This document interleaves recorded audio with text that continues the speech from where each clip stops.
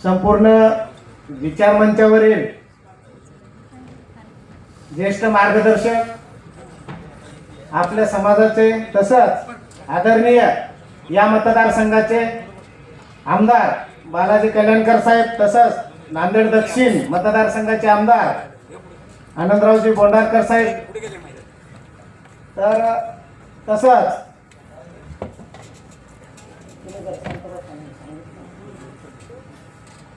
आदरणीय विचारमंचावरील सर्व ज्येष्ठ मार्गदर्शक, तसेच राष्ट्रीय महासचिव गजानन दादा साटोटे साहेब, तसेच ज्येष्ठ कांतीलालजी लकारे साहेब, प्रदेशाध्यक्ष हिम्मतरावजी मोरे साहेब, संपूर्ण या जिल्ह्याच्या गुणवंतांच्या कार्यक्रमाला महाराष्ट्राचे पदाधिकारी सुद्धा आलेले आहेत, जो की हा गुणवंतांचा सत्कार समारंभ आपल्याच समाजाने आपल्याच समाजावर कौतुकाची थाप मारावी असा हा गुणवंत सत्कार समारंभ आयोजित केलेला आहे।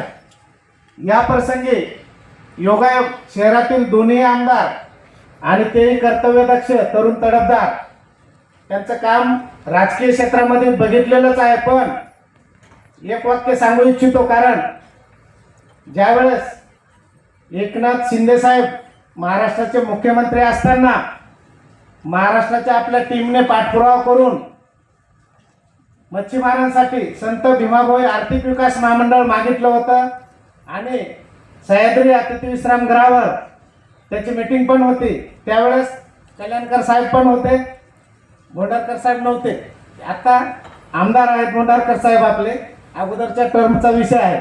तर सांगायचं तात्पर्य, कल्याणकारी मच्छी महामंडळ जे दिलेलं आहे आपल्याला, ते माननीय मुख्यमंत्री एकनाथ शिंदे साहेबांनी दिलेलं आहे, कारण आम्ही तिथं साक्षीदार आहोत, आम्ही पाठपुरावा केलेला आहे। संपूर्ण महाराष्ट्रात पेपरला बातम्या झळकलेल्या आहेत। आत्ताच्या सरकारमध्ये सुद्धा साहेब आहेत, त्याच्यावर फक्त 50 लाख रुपये टाकलेले आहे आणि 3 कर्मचारी देऊन नागपूर येथे त्याचं कार्यालय पण स्थापन झालेलं आहे। आमची दोन्ही आमदारांना एकच विनंती आहे, पुढील महिन्यामध्ये आम्ही जसं मागच्या वर्षी तिरुपती येथे महाधिवेशन घेतलं होतं, त्या महाधिवेशनाला राज्यपाल, आमदार साहेब, बरेचसे प्रतिनिधी सुद्धा उपस्थित होते। तसंच आम्ही यावेळेस महाराष्ट्रामध्ये महाधिवेशन घेत आहोत, तरी दोन्ही आमदार साहेबांना एक विनंती आहे, एकनाथ शिंदे साहेबांना त्या महाधिवेशनाला प्रमुख पाहुणे म्हणून आम्हाला उपलब्ध करून द्यावे, कारण त्यांनी जे महामंडळ आमची मागणी देश स्वतंत्र झाल्यापासून आजपर्यंत होती ती त्यांनी पूर्ण केलेली आहे। हे काही राजकारणाचं बोलत नाही मी, समाजाला जो फंड येणार आहे तो समाजातल्या गोरगरीब समाज बांधवांना मिळणार आहे आणि त्याच्यावर निधी वाढीव टाकावा, भरीव टाकावा ही आमची अपेक्षा आहे, कारण अत्यंत गोरगरीब आमचा समाज, तळ्याकाठी राहणारा समाज आहे। पण आमच्याही समाजात साहेब गुणवंत विद्यार्थी आहेत, क्वालिटीचे विद्यार्थी आहेत, यांना शिक्षणाला आर्थिक तरतूद व्हावी, व्यवसायाला आर्थिक तरतूद व्हावी, म्हणून आमची ही मागणी सतत आम्ही लावून धरलेली आहे, ती त्यांनी पूर्ण केलेली आहे।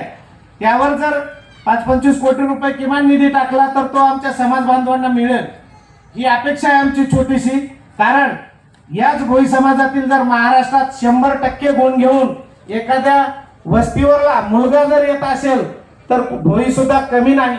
पण विषय आहे त्यांना आर्थिक सपोर्ट कमी पडतोय, त्यामुळे आमचे विद्यार्थी थोडे मागे राहतात। तरी तुम्ही आमच्या विद्यार्थ्यांसाठी या शहरामध्ये एक सामाजिक वसतिगृह देण्यात यावं, कारण आपल्या नांदेड जिल्ह्यात भोई समाजाची संख्या कमी नाही, किमान 50 ते 60 हजार भोई समाज आहे। गावागावाचे नावं सांगून तुम्हाला लोकसंख्या पण सांगेल, तर कुठंतरी हा उद्धार झाला पाहिजे समाजाचा। तुम्ही या कार्यक्रमाला आलात, तुमचं अभिनंदन करतो सर्वांच्या वतीनं। तसंच आमचे ॲडव्होकेट गजानन दादा साटोटे साहेब फुलफिल उतरलेले आहे मैदानामध्ये, कुठेतरी या समाजाचं भलं झालं पाहिजे हा उद्देश आहे आमचा। तुम्ही काम करत नाही हा उद्देश नाही, कारण सर्वात जास्त निधी आणणारे म्हणून नाव महाराष्ट्रात टॉप 5 मध्ये कल्याणकर साहेबांचं येते आणि मतदारसंघाचा विकास पण केलेला आहे। तसंच अत्यंत जो भटका समाज आहे यांच्यावर सुद्धा तुम्ही लक्ष द्यावे अशी माझी विनंती आहे। बाकी बोलणारे बरेचसे आहेत, तुम्ही ऐकून घेतलं त्याबद्दल धन्यवाद। जय भोराज, जय भारत।